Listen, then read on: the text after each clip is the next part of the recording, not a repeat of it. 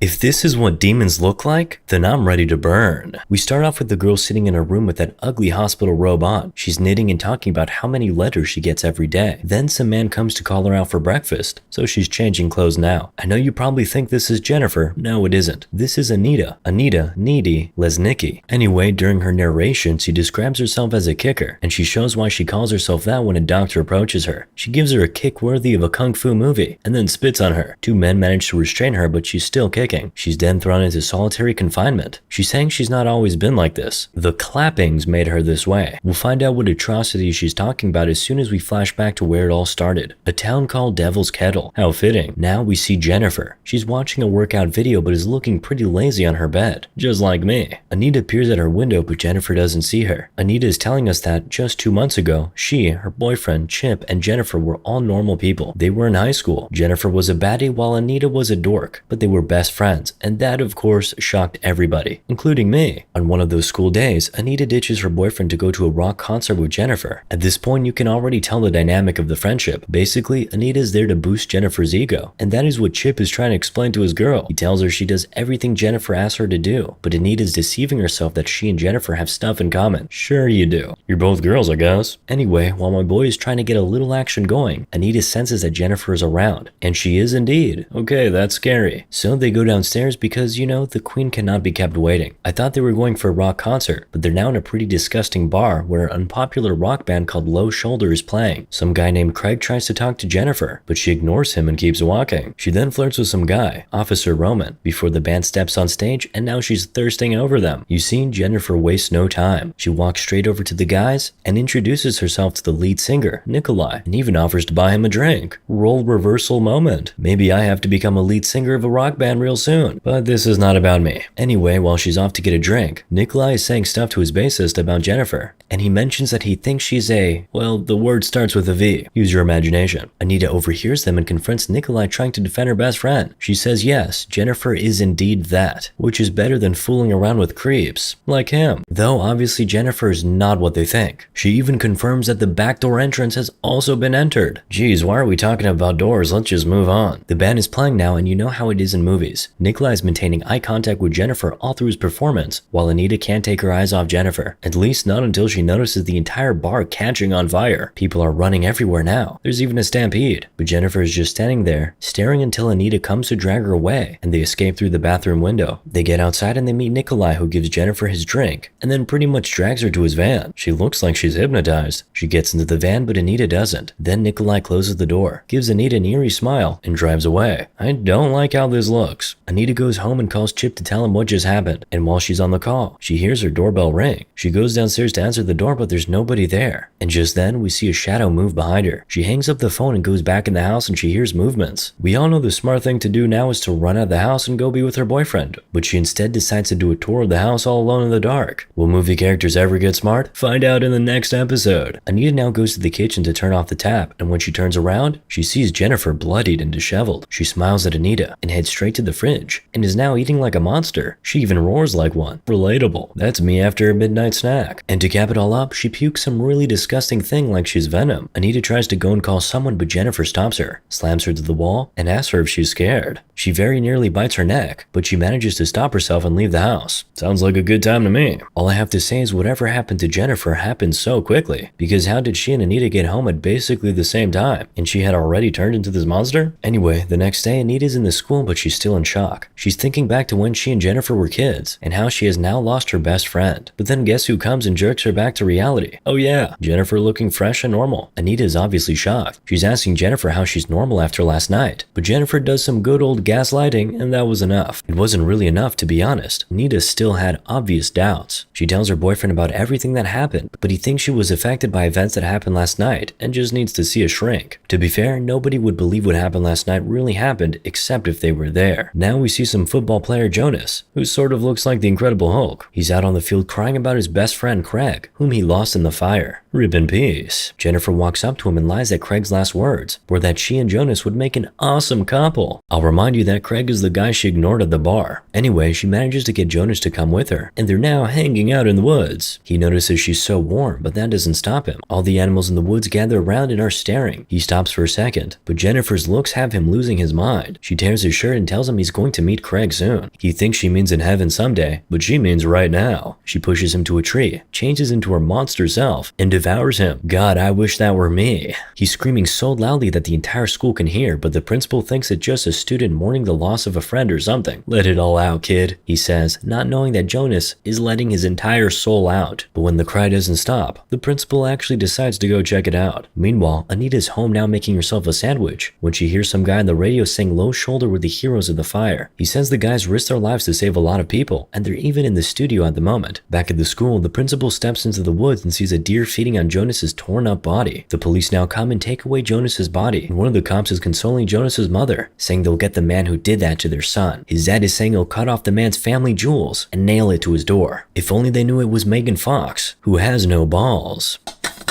And right on cue, we see Jennifer taking a swim. Then she gets dressed and goes home. Once home, she calls Anita and she's just having conversations as normal. While they're on the call, Chip calls Anita and she puts Jennifer on hold. Chip is asking to meet while Jennifer's burning her tongue and loving it. Anita meets Chip, who tells her that Jonas was murdered. He describes everything to her and she thinks it all can't be a coincidence. Next day at school, everybody's moody and in dark colored clothes. But then there's Jennifer being effervescent in the brightest of colors. Slay Queen. Anyway, Devil's Kettle has now become so famous around the country for all the tragedy that's going on. They're in the papers every day now, but the students are healing slowly now. The entire school has faith that things will get better. But what's the use of that faith when the devil lives amongst you? To worsen the case, a month after the tragedy, the principal announces that Low Shoulder will be coming to help the community. 3% of the profits from their song, Through the Trees, will be going to the families who suffered loss. Anita's asking, what about the 97%? And that gets her in a debate with a classmate who says Low Shoulder are American heroes. Anita says Low Shoulder used Devil's Kettle and the girl was ready to fight. By the way, Jennifer looks terrible today, and Anita points it out to her. She says she feels like Boo Boo, and also she feels like one of the normal girls. You gotta love her brand of cockiness. But to be fair, she actually is looking pretty mid. While they're in the hallway, some guy named Colin comes to ask Jennifer out. If only he knew what he was bringing upon himself. She blows him off at first, but after Anita says he's a cool guy, she calls him back and tells him to come by her house tonight. Meanwhile, Chip and Anita set up their own date for tonight at his place. They're at his place now hanging out, while Colin is driving to his doom. Sorry, I mean his date. He's singing happily as he drives, but as he approaches the address he was given, he becomes a little suspicious. I mean, why isn't there any lights anywhere? But she is the prettiest girl in school, so he still goes in despite all the red flags. He knocks at the front door, nobody answers. Bro, I promise this is your cue to get out. But no, he goes around back and jumps in from the window into this obviously abandoned house. I have never been with a girl, but even I wouldn't do this. Just get out of there, bro. There's literally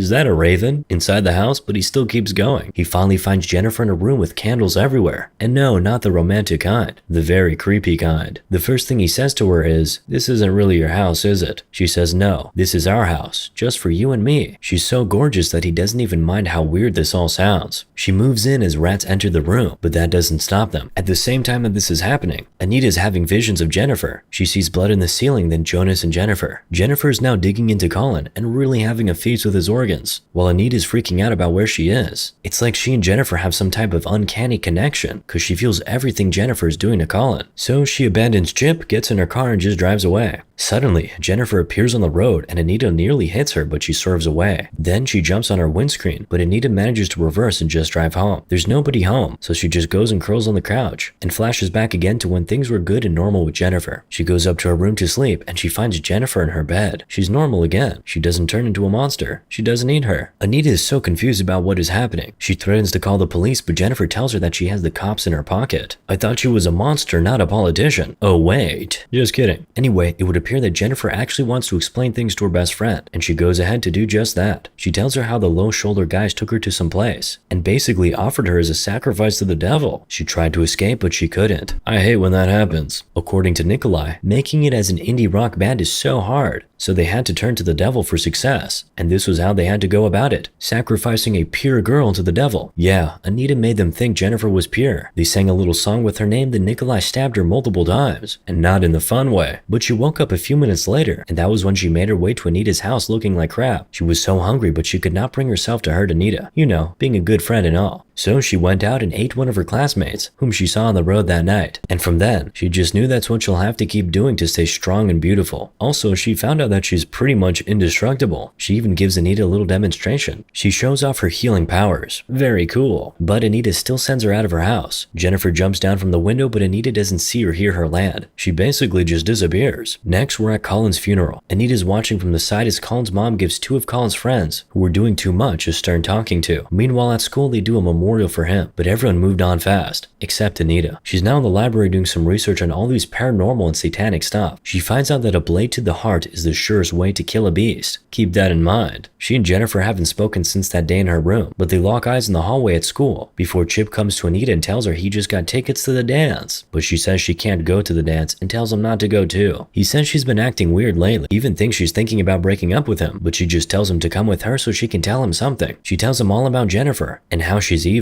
Apparently, there was a demonic transference, which is something that happens when you try to sacrifice a pure person without them actually being pure. According to her research, the demon will reside in the victim, and they'll have to keep feeding on human flesh for sustenance. So, by her calculation, the dance would be a buffet for her. But naturally, Chip doesn't believe a word of what she says and tells her she needs help. Anyway, she says she'll go to the dance, but she'll have to keep an eye on Jennifer. But she sort of breaks up with Chip. She says it's not safe for us to be together right now. I'd hate to be dumped like that. But to even be dumped, I'd have to first have a girlfriend, right? Oh no. Everybody is now getting ready for the dance, and Chip's mom comes in to hand him a can of pepper spray to stave off the man-eating beast if she approaches. Anita too is getting ready, but without a single smile on her face. And of course, Jennifer is getting ready, probably to eat, not dance. While Anita and basically everyone else is at the dance, Chip is still walking to the venue. Then Jennifer appears in front of him and says she needs to talk to him about Anita. She tells him Anita has been moody since Colin died because she and Colin were intimate. Not just intimate. According to Jennifer, they were doing things even she has never heard of. She gets into Chip's head so much that his guard is super down. Then she starts professing feelings for him. Meanwhile, at the dance, the principal brings out Low Shoulder after saying the nicest things about them. Apparently, they decided to play for free. I mean, why wouldn't they after getting rich off the school in the town? While they're playing and Anita's keeping a very straight face, Chip and Jennifer are getting acquainted in the woods. She asks him to say she's better than Anita, but he can't bring himself to say that. Suddenly, Anita's Jennifer senses are tingling. Chip! She runs out to go look for him. She goes to his house, but his mom tells her he left like 20 minutes ago for the dance. Meanwhile, Jennifer has taken him to some really creepy place. It's an abandoned and frankly disgusting pool they're sitting over now. She tells him she feels so empty and he says, me too, thinking she's talking about some emotional stuff. But no, she's just hungry. Meanwhile, Anita's running in slow-mo looking for him. His conscience finally comes back from war and he pulls away from Jennifer, saying this all feels weird. So she loses it. She pushes him into the dirty pool and she's throwing him all around now. He tries to get out, but she drags him back inside. He's screaming for help, and that scream is what helps Anita locate him, but it's already a little too late. Or is it? Well, she's already taken one big bite of his flesh when Anita arrives. Anita says a little prayer and jumps into the pool to fight off her demonic best friend. She pushes Jennifer into the water, but she rises back up, and then Chip hands the pepper spray to Anita. She uses it on Jennifer, but what's that going to do to a demon? Now Jennifer's hovering, but the ex-best friends still have time to take digs at each other. Anita asks her why it has to be Chip when she can get anyone she wants. Is it because you're so insecure, she asks? But of course, Jennifer says, I know you are, but what am I? But Anita has more words for her. She's really roasting her. She tells her she stopped being socially relevant 2 years ago. She says she needs laxatives to stay skinny. She's just wilding out here for real. Jennifer gets really mad and shouts that she'll eat Anita's soul. But as she approaches, Chip drives a rod straight into her stomach. Unfortunately, he just barely missed the heart. Jennifer removes the rod, asks for a tampon, and just leaves. I wish that were my rod. Now it's just Anita and Chip left. Chip apologizes and starts talking like he's about to clock out. He says he thinks he already died before she got there, but he woke up when he heard her voice. Romance even at the point of death? What a lad. They say I love you to each other. Chip tells her she looked great in her dress, and then he dies due to death. Anita starts wailing. Next, we see her on her bed just looking discombobulated. She looks at a picture of her with Chip, then another one of her with Jennifer, and it was in that moment that she made up her mind. She gets dressed and heads straight to Jennifer's house. She jumps in through her window and straight up starts attacking her. She gets on top of her and is strangling her, and in the process, Jennifer takes a bite of her flesh. Then Anita pulls out a blade. Remember, blade to the chest, but she's only able to get on her belly, and that wakes up the beast. Jennifer levitates now, but Anita is still fighting for for her dear life. Anita tears off the BFF necklace from Jennifer's neck, and Jennifer falls down to the bed in slow-mo. As Anita's landing on her, she drives the knife straight into Jennifer's chest, and that does the job. She puts the beast to sleep permanently, but all that noise wakes Jennifer's mom from sleep. She comes into the room and sees what happened, and she's crying over her daughter's lifeless body, while Anita is just lying there staring. Then boom, we're back to where we started. Anita's in solitary confinement. She's saying she doesn't know who she is anymore, but she's a different person now. She's now scratching her shoulder where Jennifer bit her, and she says, if you're bitten by a demon and you live, you just might absorb some of the demon's abilities. Then she levitates, escapes from the window, and literally just walks out of the prison yard. Oh, that's why she kicked the doctor in the first place, so she could get into solitary confinement in the first place and then escape. Very clever. On her way home, she finds the knife the low-shoulder guys used to sacrifice Jennifer, and she picks it up. She hitches a ride and tells the man she's headed east, following a rock band. She says tonight is going to be their last show. Do I need to tell you what happens to Nikolai and these boys? Honestly, I don't have words to describe what happened, but as you can see, the crime scene was hella messy. And pretty poetically, the knife from the sacrifice was what was used to clap Nikolai. The last image we see is Anita from the security footage. I guess Anita might be needing a little makeover after this. Moral of the story? Megan Fox. Could get it.